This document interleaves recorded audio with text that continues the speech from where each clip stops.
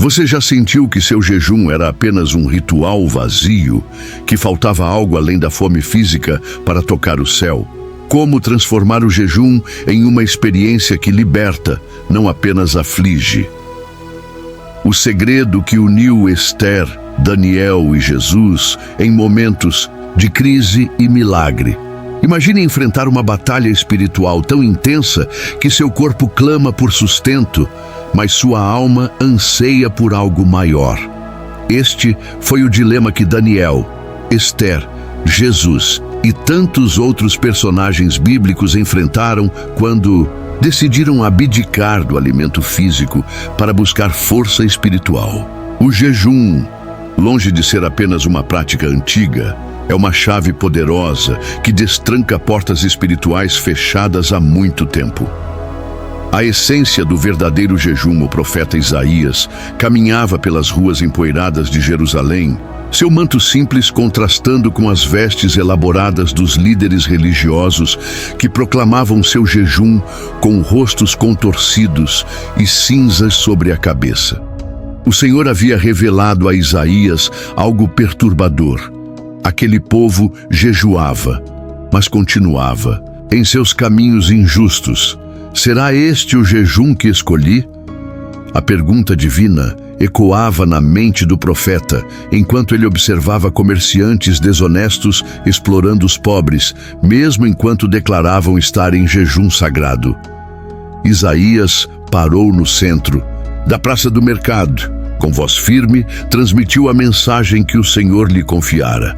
Não é este o jejum que escolhi? Soltar as correntes da injustiça, desatar as cordas do jugo, pôr em liberdade os oprimidos e romper todo jugo? Não é partilhar sua comida com o faminto, abrigar o pobre desamparado, vestir o nu?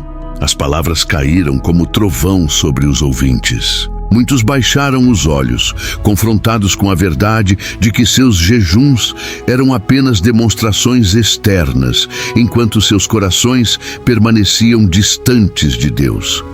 Outros se afastaram irritados, apegados à sua religiosidade vazia.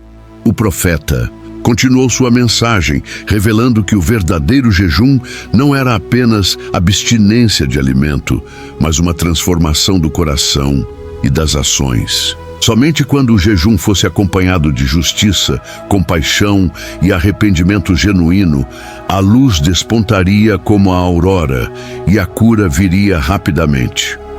Naquele mesmo dia, alguns dos ouvintes, tocados pela verdade, começaram a mudar suas práticas. Um comerciante devolveu o dinheiro cobrado injustamente. Uma família abastada abriu suas portas para alimentar os famintos. O verdadeiro jejum começava a transformar vidas, não pela simples abstinência, mas pela renovação do coração. O primeiro erro: jejuar sem propósito claro. Ao amanhecer, no palácio de Suzã, a rainha Esther contemplava o vasto império persa pela janela de seus aposentos. Uma decisão impossível pesava sobre seus ombros: arriscar a vida para salvar seu povo ou permanecer em silêncio enquanto o genocídio se aproximava. O decreto de Amã para exterminar todos os judeus já havia sido selado com o anel do rei. Esther recebeu a mensagem urgente de seu primo Mardoqueu: não pense que por estar no palácio real, você escapará quando todos os judeus forem mortos. Se permanecer calada neste momento, socorro e livramento surgirão de outra parte, mas você e a família de seu pai perecerão. Com o coração acelerado, Esther tomou sua decisão. Enviou sua resposta: vá, reúna todos os judeus que estão em Suzã e jejuem por mim. Não comam nem bebam durante 3 dias e 3 noites. Eu e minhas servas jejuaremos como vocês. Depois disso irei ao rei, mesmo contra a lei, e se eu perecer, que pereça.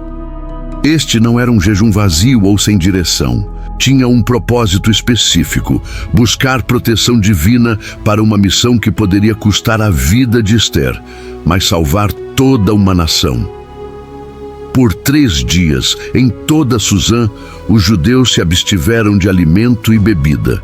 Não era uma demonstração, religiosa para impressionar outros, nem uma tradição cumprida mecanicamente.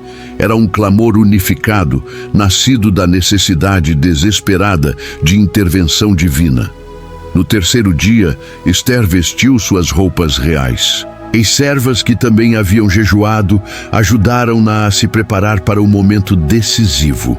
Quando entrou na presença do rei Assuero sem ser chamada, o coração da nação judia batia como um só, fortalecido pelo propósito claro que unira seu jejum.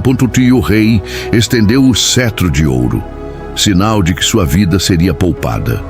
O jejum com propósito tinha aberto o caminho para a salvação de todo um povo. O segundo erro: ostentar seu jejum nas ruas estreitas de Jerusalém durante o festival religioso.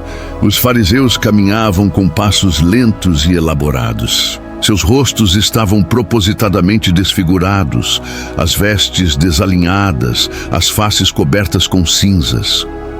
Eles desejavam que todos soubessem: estavam jejuando.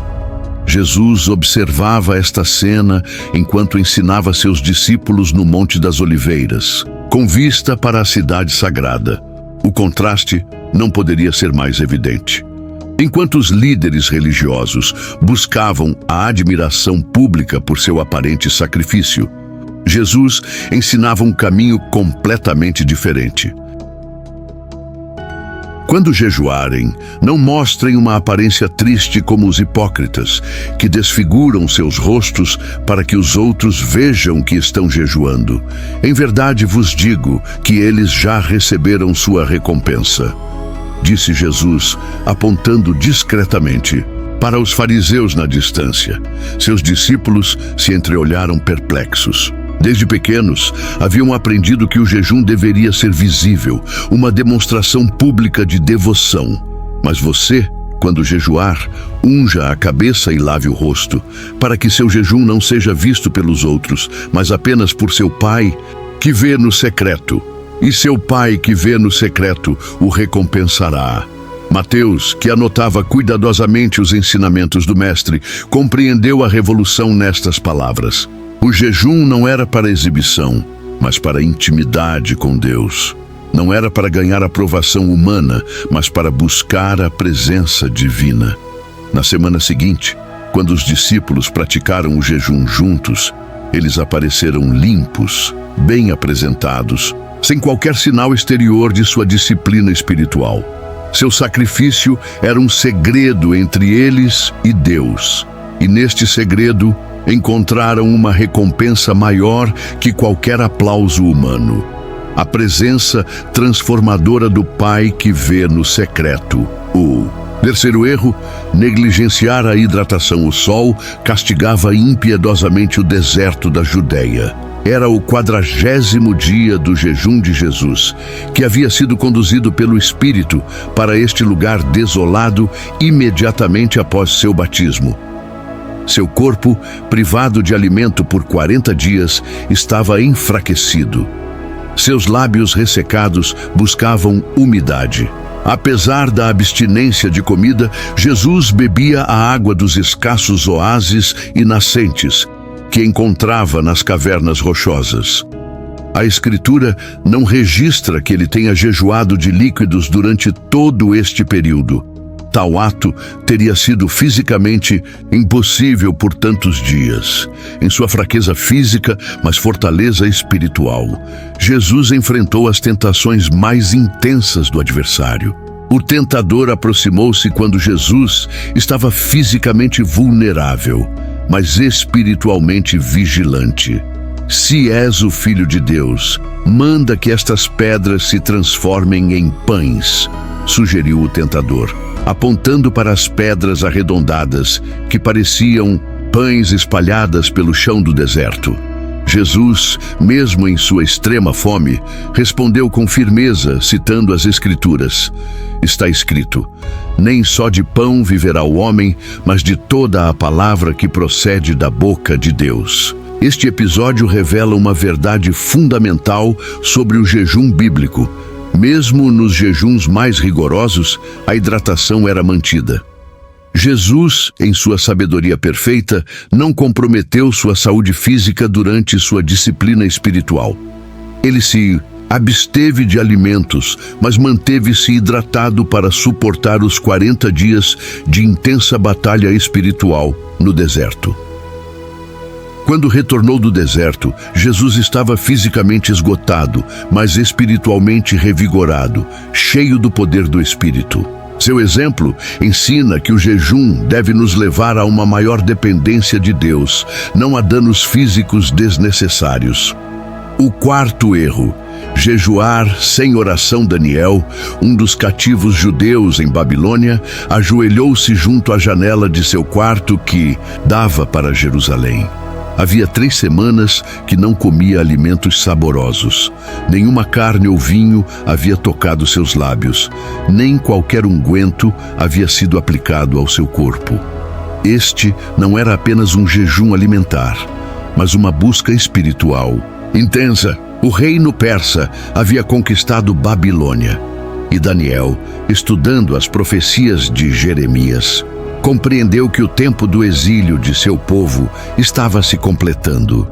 Mas em vez de simplesmente celebrar esta revelação, ele intensificou sua busca por entendimento através do jejum, acompanhado de oração fervorosa.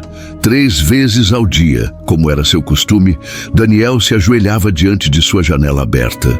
Seu jejum não era uma ação isolada, mas parte de uma comunicação constante com Deus.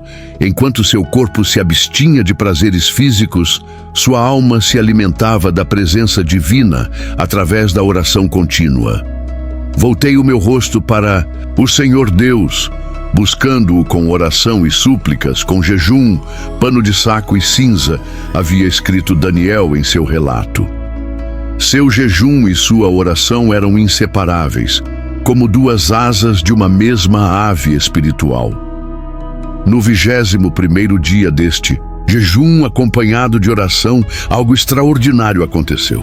Um mensageiro celestial apareceu a Daniel, revelando que desde o primeiro dia de sua busca, suas palavras haviam sido ouvidas, e o mensageiro havia sido enviado em resposta às suas orações.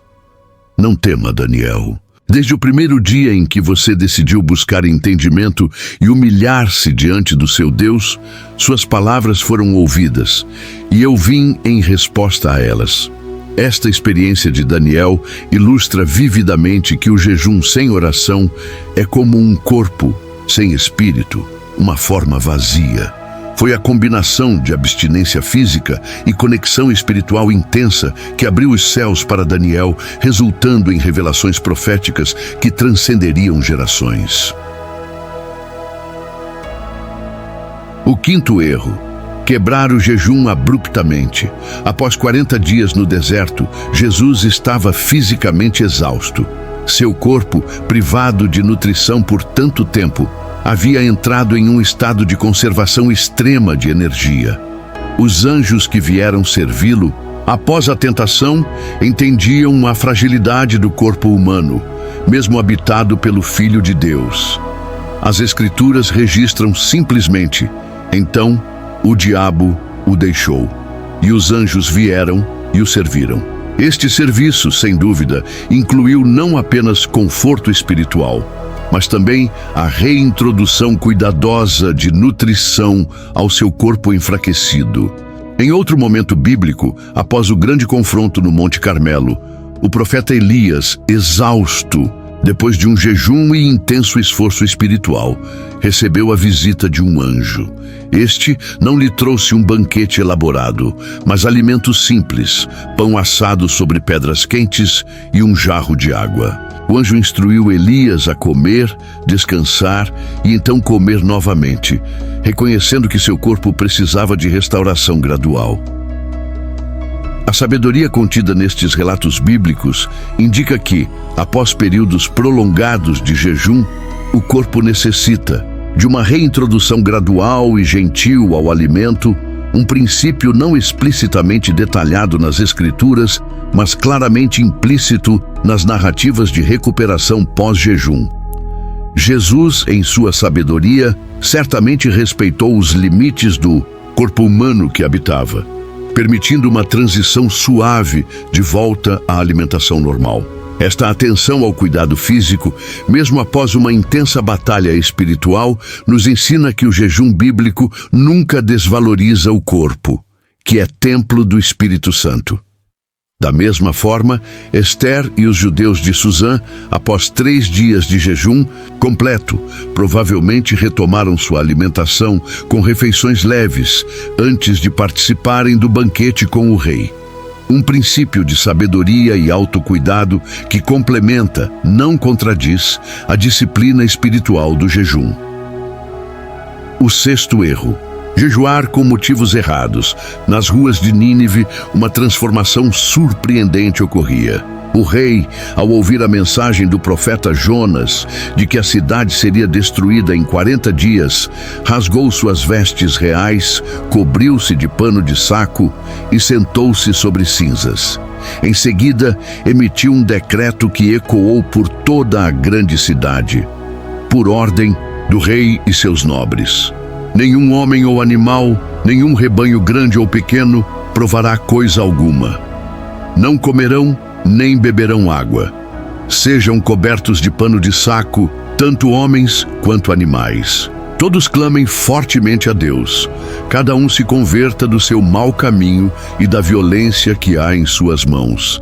Este não era um jejum para impressionar outras nações, nem para ganhar poder político, nem para demonstrar superioridade religiosa. O motivo do jejum estava claramente articulado nas palavras finais do decreto.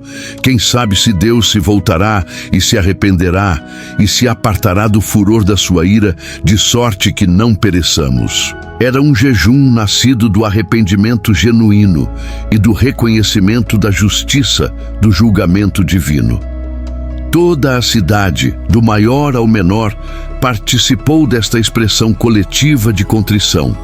Até os animais foram incluídos no jejum, simbolizando a completa humilhação da outrora orgulhosa Nínive.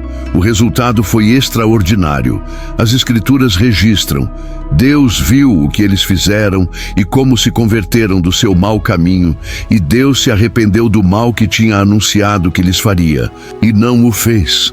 Este episódio contrasta fortemente com os jejuns que Jesus criticou, realizados para serem vistos pelos homens. O jejum de Nínive não buscava reconhecimento humano nem benefícios terrenos, mas a misericórdia divina diante do julgamento iminente. A motivação correta transforma o jejum de um mero exercício religioso em um poderoso catalisador de mudança espiritual. Quando o coração está alinhado com propósitos divinos, arrependimento, humildade, busca de direção, o jejum torna-se um canal de graça e transformação. O 7º erro: ignorar limitações médicas. Paulo navegava em um navio mercante pelo mar Mediterrâneo rumo a Roma como prisioneiro. Tempestades violentas haviam desviado a embarcação de seu curso e por 14 dias, os 276 passageiros enfrentaram ventos furiosos e ondas ameaçadoras. Durante esse período de extremo perigo, o texto bíblico registra: como já haviam passado muito tempo sem comer, Paulo levantou-se no meio deles e disse: Homens, deviam ter seguido o meu conselho e não ter partido de Creta. Assim teriam evitado este dano e prejuízo.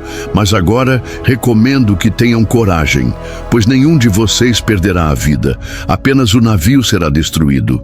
Paulo então os encorajou a se alimentarem. Por isso, recomendo que comam alguma coisa.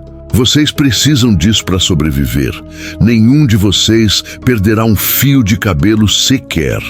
Este não era um momento para jejum prolongado, mas para fortalecimento físico diante do perigo iminente. Paulo, que certamente havia praticado jejum em outras circunstâncias apropriadas, reconheceu que naquela situação específica a alimentação era necessária para a sobrevivência. Em outro contexto, o apóstolo Paulo escreveu a Timóteo, seu jovem colaborador, que sofria de problemas estomacais frequentes. Não continue a beber somente água. Tome também um pouco de vinho, por causa do seu estômago e das suas frequentes enfermidades. Estas passagens ilustram um princípio importante. A sabedoria bíblica reconhece que existem limitações físicas que devem ser respeitadas, mesmo em práticas espirituais como o jejum. Pessoas com condições médicas específicas, como Timóteo, precisam adaptar suas práticas espirituais de forma a não comprometer sua saúde. Da mesma forma, quando Ana, a profetisa que reconheceu o menino Jesus no templo, nunca deixava-o em templo, mas adorava noite e dia, jejuando e orando. O texto sugere uma prática regular, porém sustentável, que permitiu que ela servisse a Deus por décadas, até a idade avançada de 84 anos. O oitavo erro: jejuar sem compaixão. O profeta Isaías caminhava entre o povo de Jerusalém, que observava um dia solene de jejum, vestidos de pano de saco, com expressões graves e posturas de aparente humildade. Eles se reuniam no templo, abstendo-se de alimentos desde o nascer do sol. Foi então que o Senhor falou através de seu profeta com palavras que cortavam como espada. Será este o jejum que escolhi, que apenas um dia o homem humilhe a sua alma, incline a cabeça como o junco e estenda pano de saco e cinza debaixo de si? Chamarias a isto jejum e dia aceitável ao Senhor? A multidão silenciou-se, surpresa com a repreensão divina em um dia que consideravam sagrado. Isaías continuou, revelando o verdadeiro jejum que agradava a Deus. Não é este o jejum que escolhi: soltar as correntes da injustiça, desatar as cordas do jugo, pôr em liberdade os oprimidos e romper todo jugo. Não é partilhar sua comida com o faminto, abrigar o pobre desamparado, vestir o nu quando o vires e não virar as costas ao teu semelhante? As palavras ecoaram pelo pátio do templo. Alguns abaixaram a cabeça, reconhecendo que, enquanto jejuavam, mantinham práticas injustas em seus negócios e ignoravam os necessitados às suas portas. Isaías continuou, mostrando a promessa divina para aqueles cujo jejum fosse acompanhado de justiça e compaixão. Então, sua luz surgirá como a alvorada, e prontamente surgirá a sua cura. A sua retidão irá adiante de você, e a glória do Senhor será a sua retaguarda. Esta poderosa mensagem revelava uma verdade fundamental. O jejum sem compaixão pelos necessitados é vazio aos olhos de Deus. A abstinência pessoal de alimento deveria sensibilizar o coração para a fome dos outros, não endurecer a alma em uma religiosidade egocêntrica. Quando o jejum se torna apenas um ritual individual, sem impacto na forma como tratamos os outros, perde seu propósito transformador. O verdadeiro jejum bíblico sempre amplia nossa capacidade de empatia e nossa disposição para agir em favor dos oprimidos. O nono erro: desistir prematuramente. No palácio de Susã, o terceiro dia do jejum de Ester e dos judeus havia chegado. Foram 72 horas sem comida ou bebida. Um sacrifício extremo, nascido de desespero e esperança. Algumas das servas de Ester, enfraquecidas, sugeriram que talvez fosse prudente interromper o jejum antes de apresentar-se ao rei. "Minha rainha", sussurrou uma delas enquanto ajudava Ester a vestir suas roupas reais, "talvez devêssemos tomar um pouco de água antes de você ir ao rei." A cor deixou seu rosto. Ester, embora fisicamente debilitada, mantinha uma resolução, inabalável em seu olhar. "O jejum será completo conforme prometi. Não interromperei nenhum momento antes de cumprir meu propósito." Este jejum não era uma prática rotineira ou casual.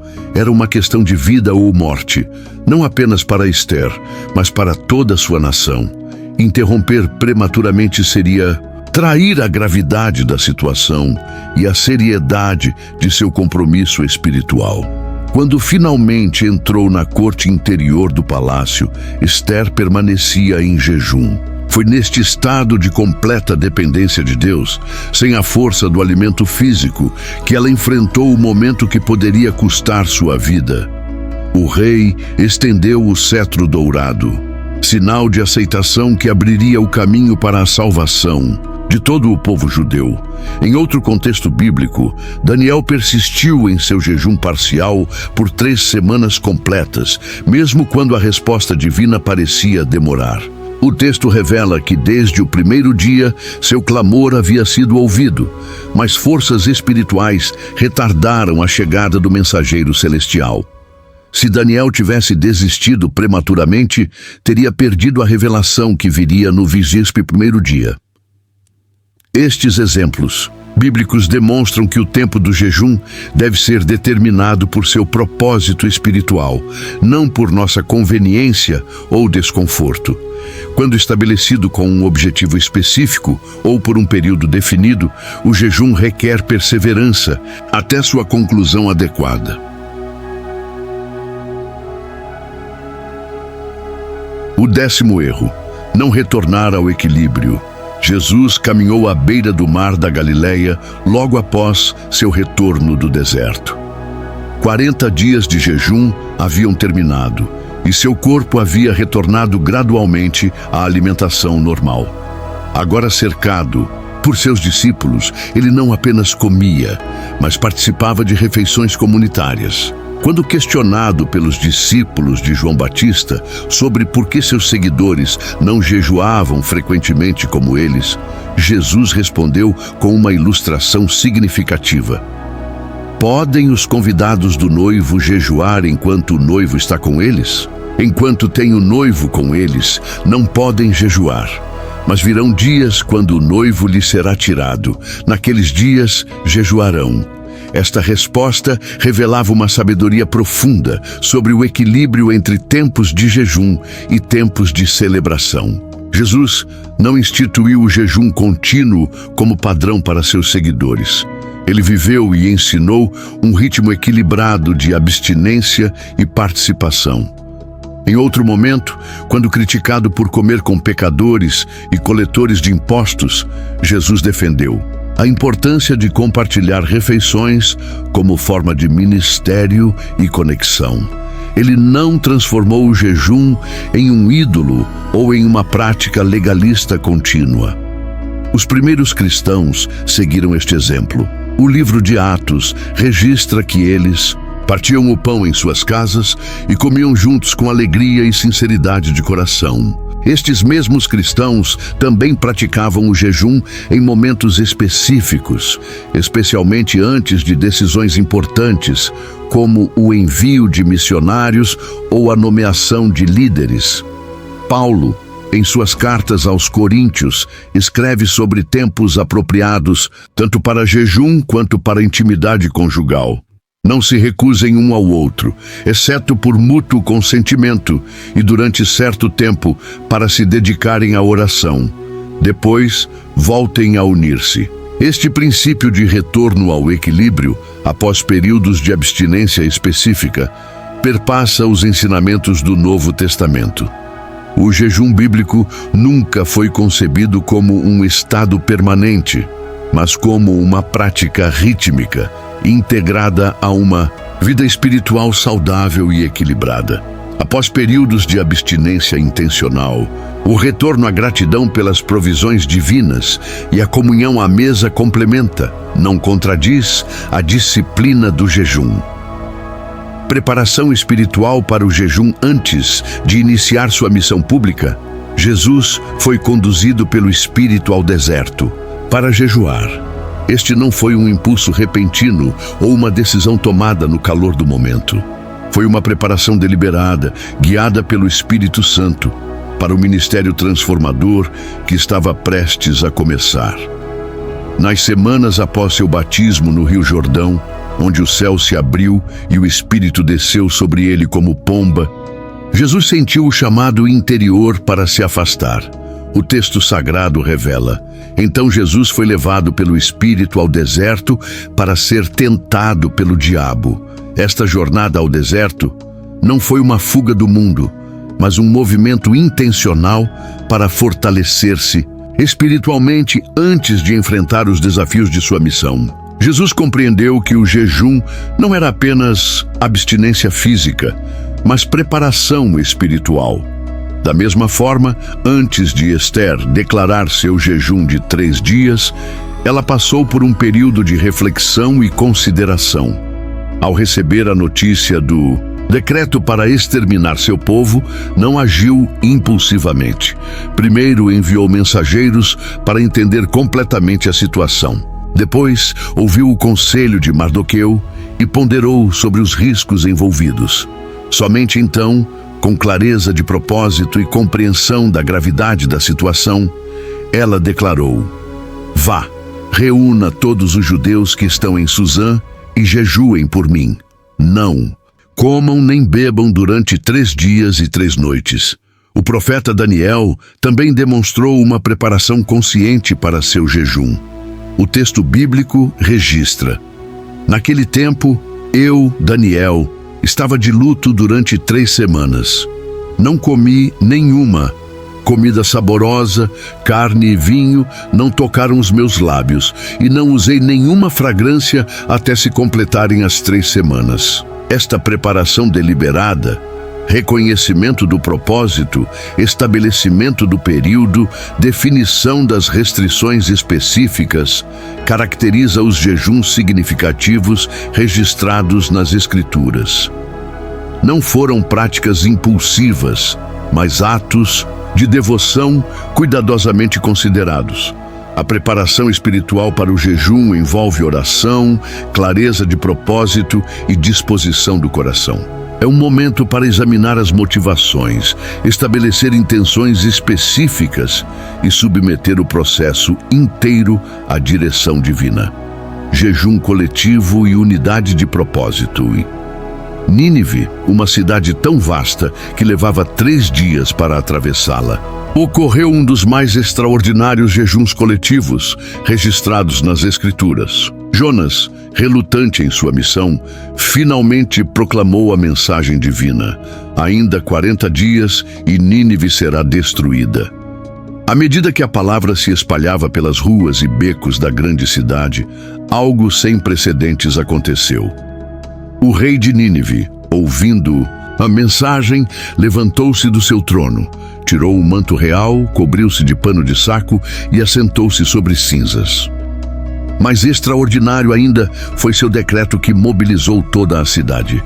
Por decreto do rei e seus nobres, homens e animais, bois e ovelhas, não provarão coisa alguma, não se alimentarão nem beberão água. Sejam cobertos de pano de saco, tanto homens como animais, e clamai fortemente a Deus. Converta-se cada um do seu mau caminho e da violência que há em suas mãos. Este não era um jejum individual, ou mesmo limitado à comunidade religiosa. Era uma resposta coletiva que transcendia classes sociais, idade e até mesmo a barreira entre humanos e animais. O texto bíblico não menciona qualquer resistência a este decreto extraordinário, sugerindo uma unidade notável em face da ameaça de julgamento divino.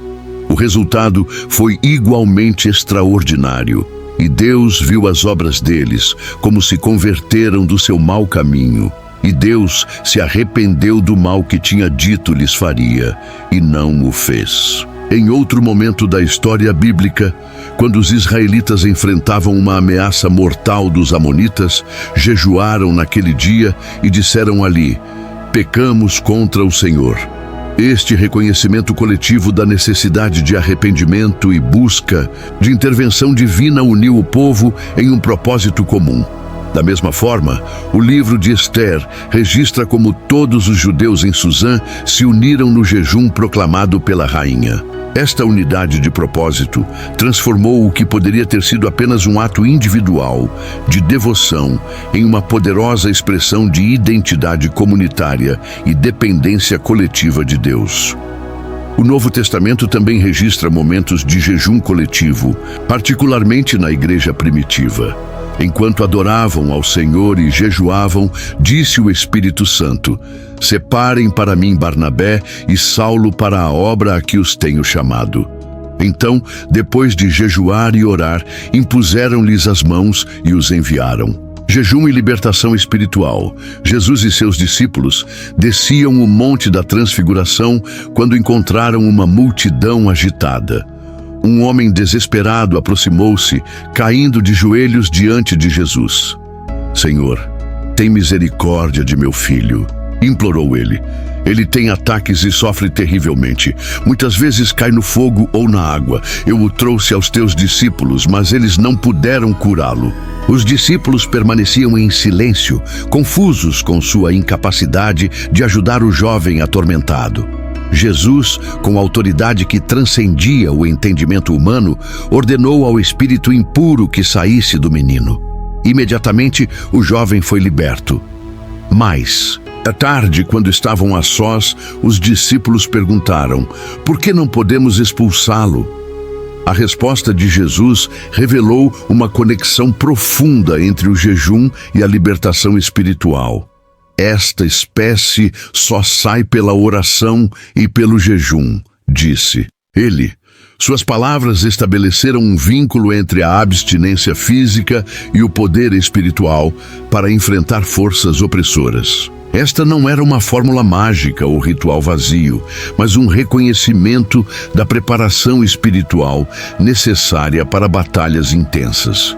O jejum, combinado com a oração, fortalecia a conexão com Deus e a dependência de seu poder, em vez da confiança em habilidades humanas. No livro de Isaías, encontramos outro aspecto desta libertação. Não é este o jejum que escolhi: soltar as correntes da injustiça, desatar as cordas do jugo, pôr em liberdade os oprimidos e romper todo o jugo? Aqui, o jejum está diretamente conectado à libertação, não apenas espiritual, mas também social e física. O rei Davi, em momentos de intensa batalha espiritual, humilhava-se com jejum como forma de buscar intervenção divina contra forças que o perseguiam. Sua experiência, registrada nos Salmos, revela como o jejum se tornava um instrumento de libertação em tempos de opressão. Da mesma forma, Daniel manteve seu jejum parcial por 21 dias, enfrentando resistência no reino espiritual, até que a libertação viesse através de um mensageiro celestial. O anjo revelou que desde o primeiro dia a resposta havia sido enviada, mas forças espirituais haviam tentado impedir sua chegada. Estes relatos bíblicos ilustram que o jejum não é meramente uma prática física ou religiosa, mas um componente poderoso na batalha pela libertação, seja de opressão pessoal, aflição demoníaca ou injustiça social. E se, neste exato momento, Deus estivesse esperando apenas um jejum diferente do seu para liberar o que você tanto clama? Não um jejum de privação, mas de entrega. Não de aparência, mas de essência. Não de orgulho, mas de coração quebrado. Sua jornada espiritual merece mais do que tradição. Merece transformação. Juntos, vamos além da superficialidade, porque a melhor versão da sua fé está te esperando. E ela começa com um sim hoje. Vamos caminhar juntos? Inscreva-se. Caminho da Fé. A luz vem para quem não desiste de esperar, mesmo no jejum mais longo. Até o próximo passo nesta jornada.